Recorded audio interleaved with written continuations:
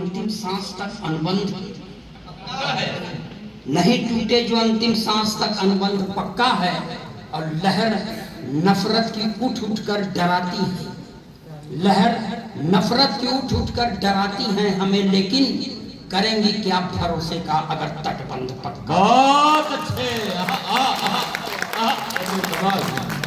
तटबंध का कोई जगह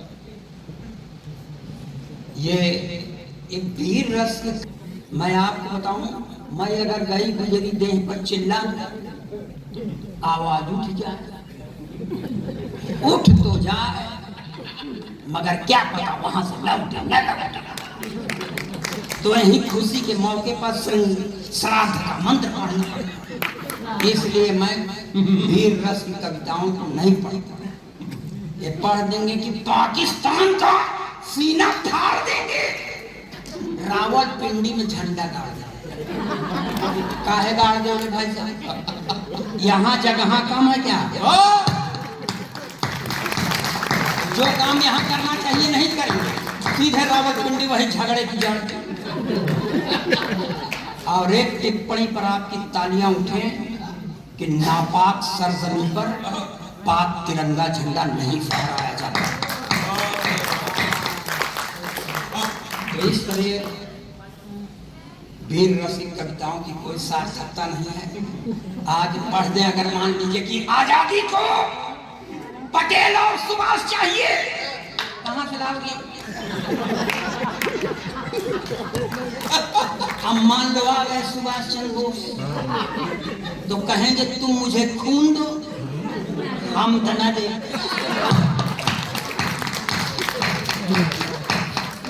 जो पाव डेढ़ पाव बचा हुआ ही चूस के बैठ जाए तो घर वाले क्या करें? इसलिए मैं ओरिजिनल पोएट हूँ, जो देखता हूँ वो लिखता हूँ सर। मगर यहाँ प्रथम पंक्ति में महिलाओं को बैठा दिए।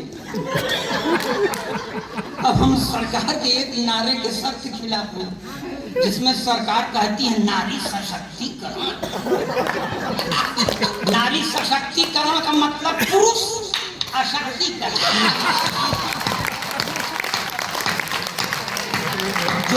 जो काम अपने खिलाफ हो क्या माने?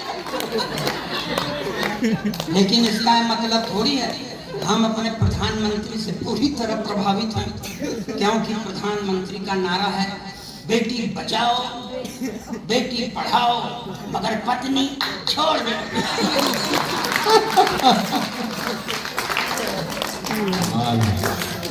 और छोड़ने से मिलता है सरदार।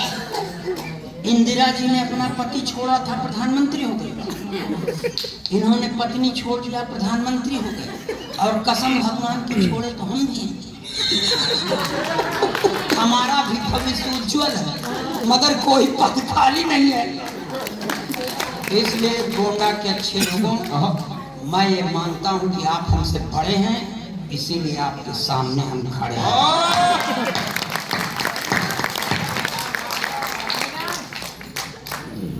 हम अपना दर्द बांटे या न बांटे पर हंसी बांटे।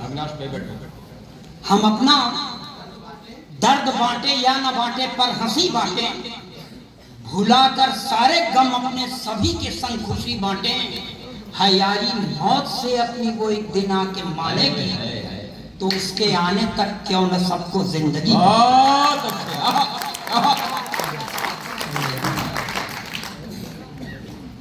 मैं गीत भी पढ़ सकता हूँ, प्रेम के गीत पढ़ सकता हूँ, लेकिन प्रेम के गीत पढ़े वाले की कल्पना इतनी खराब होती है। कह रहा मुझे देख पागल हो जाऊंगा। अब हमको लड़की देखे चाहे लड़की की माँ, हम पागल नहीं होंगे कि हम घर से खुद पागल हैं। एक अधिक मेरे पास पत्नी है, आपको सच बताऊं, मांग में सिंदूर नहीं लगा। मैंने कहा देख भाग्यवान ब्राह्मण के घर की बहू है, लगाया? बोलती है नहीं लगाती।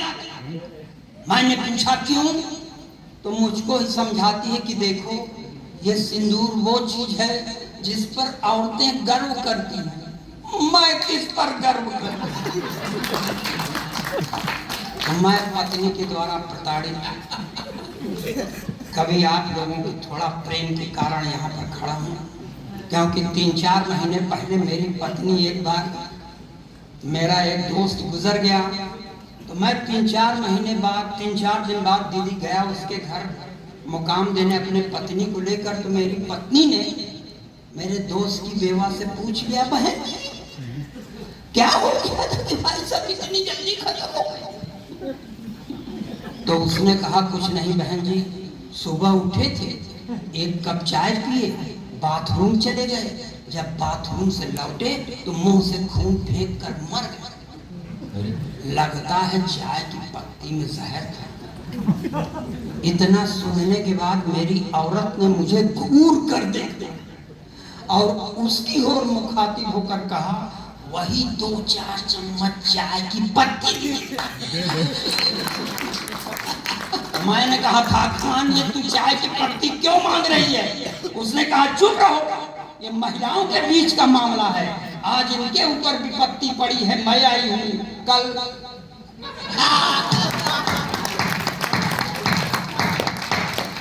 भैया के सम्मान करें, दूर से निष्ठा रखते हैं। अभी मैंने रिटायर हो गई दीदी देख, वो वरिष्ठ प्रशासनिक अधिकारी किसी दफ्तर में थी, किस दफ्तर में थी हमको नहीं मालूम, लेकिन रिटायर हो गई। तो बर्थडे मनवाने को उसको शौक चला, उसको 15-20 औरतों को बुला ली, रिश्तेदारी से भी कुछ बुला ली, अपने मायके वालों को, और 3-4 मर्द मिले। हालांकि मैं उनको फूटी आंख नहीं देखना चाह रहा था, लेकिन आए थे सब, उसको कुछ गिफ्ट भी दिए। तो अंत में हमको भी पकड़ के कहते हैं, चलिए कुछ गिफ्ट दीजिए। अब हम क्या दे सकते थे? तो मैंने सहारा लिया सर कि तुम्हें और क्या दूं, मैं दिल के सिवा। तो मेरी औरत भन्ना गई मेरे ऊपर, कहे अपन दिल अपने पास रख, अभी निकाल देगा तो मर जाएगा। अगर देने का मन है तो चल किसी ज्वेलर्स के शोरूम पर। अब शोरूम पर जाने की हमारी हिम्मत नहीं, इसलिए पट नहीं रहे। अब पट नहीं रहे हैं तो नहीं पट रहे, मगर गृहस्थी चल रही है। आप लोग थोड़ा सा मन बनाइए, तुम्हारे पास आए क्यों पता ये चल ही जाएगा, तुम्हारे पास आए क्यों पता ये चल जाएगा, कि हम दिल के जले हमसे जमाना जल ही जाएगा। और तुम्हारी आँख में कितनी कशिश कैसा ये जादू है, तुम्हारी आँख में कितनी कशिश कैसा ये जादू है, मोहब्बत करके देखोगे ये मसला हल हो जाएगा। तो वही आप लोग थोड़ा सा मुझ पर मोहब्बत बनाए रखें। मैं यहाँ से पढ़ता हूँ। देखिए, अगर कोई भाजपाई है, हम तो बहुत मुसीबत में, जब हम इधर आते हैं तो लोग कहते हैं भाजपा मान चाहिए, तो हम कहा भाजपा के खिलाफ पढ़ नहीं सकते। अब पढ़ने का मन है, हालांकि संस्कार से मैं भी भाजपाई हूँ, मगर सरस्वती के इस मंच पर जो कहूँगा सच कहूँगा, सच के सिवा कुछ नहीं कहूँगा। और जिसको बात बुरी लगे महफिल से हट जाए। ये देखिए, ओरिजिनल पोट्री का पहला नमूना। गप मारे मेरे बहुत हैं। हम देश पर जान दे देंगे, काहे जान दे देंगे?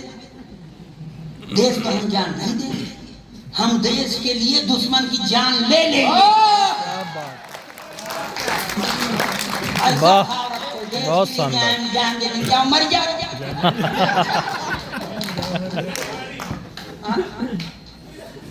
के देश के लिए जाना मरत रहा, मरो ना, देश के लिए दुश्मन को मार डालो। ऐसा संस्कार अपने बच्चों को दीजिए, न जाए बच्चे पिस्टल लेके जाए वहीं मर्जी चला। तो ऐसा भाव मैं नहीं रखता भाई, इसलिए कि मैं इस समय बोल नहीं सकता हूँ, कुछ करने लायक हूँ नहीं।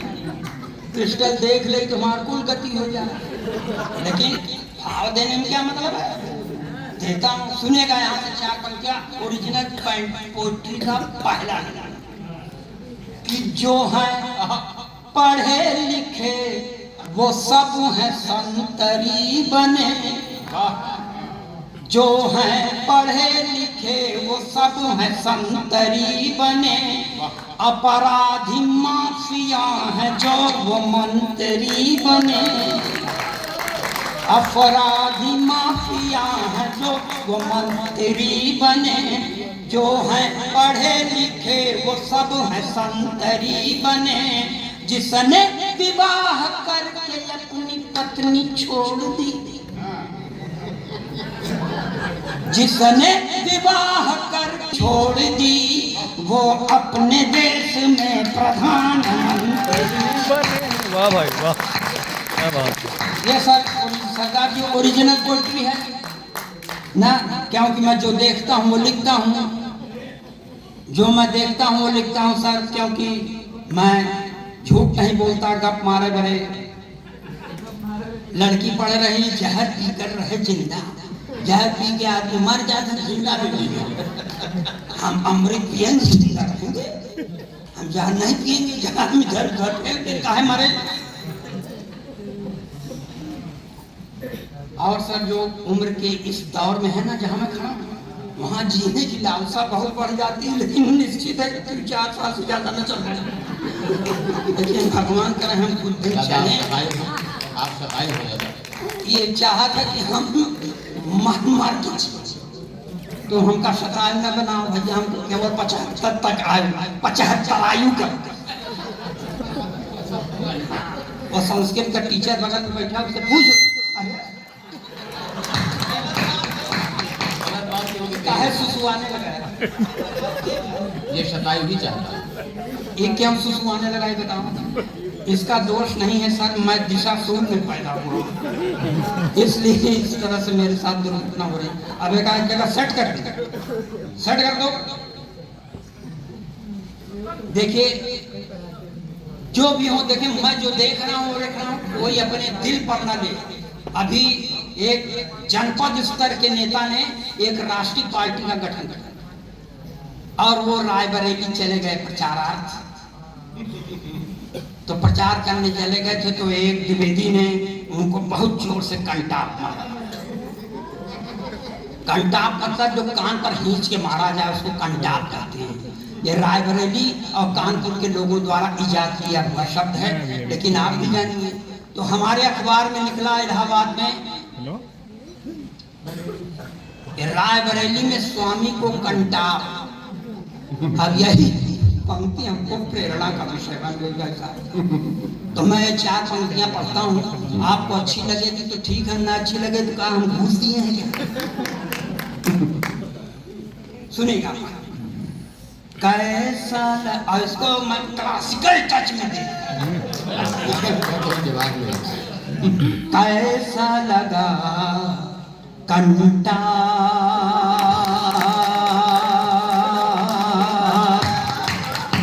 स्वामी, कैसा लगा कंटा रायबरेली में।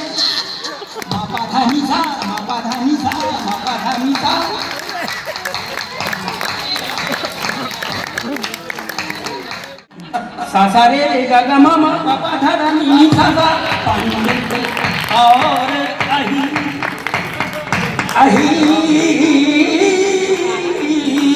अही। इसको देखिए जोर देना पड़ता है तब क्लास का, ऐसे कह दे अही ना, आपको सुनने में मजा ना हमको कहने में मजा, लेकिन क्लासिकल में जब खींच के छोड़ते हैं पंडित और अही, मजा आ गया। पंडित और अहीर की जोड़ी पकड़ के ऐसी बहिया मोड़ी, पंडित और अहीर की जोड़ी पकड़ के ऐसी बहिया मोड़ी, आरत स्वर में मुंह से बोले, अरे बाप रे बाप स्वामी कैसा लगा घंटा, स्वामी कैसा लगा घंटा। अभी खत्म नहीं हुआ, ताली बजाइए तो आगे बढ़ते।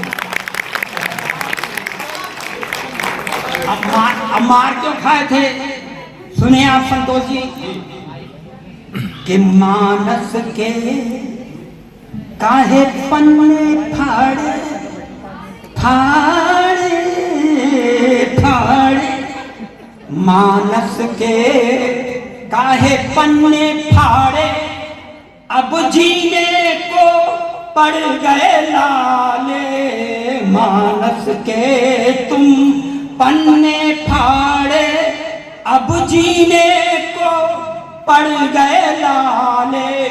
खुशी हुई अखबार में पढ़कर खबर ये लल्लन टाप, स्वामी कैसा लगा कंठाप, स्वामी कैसा लगा कंठाप।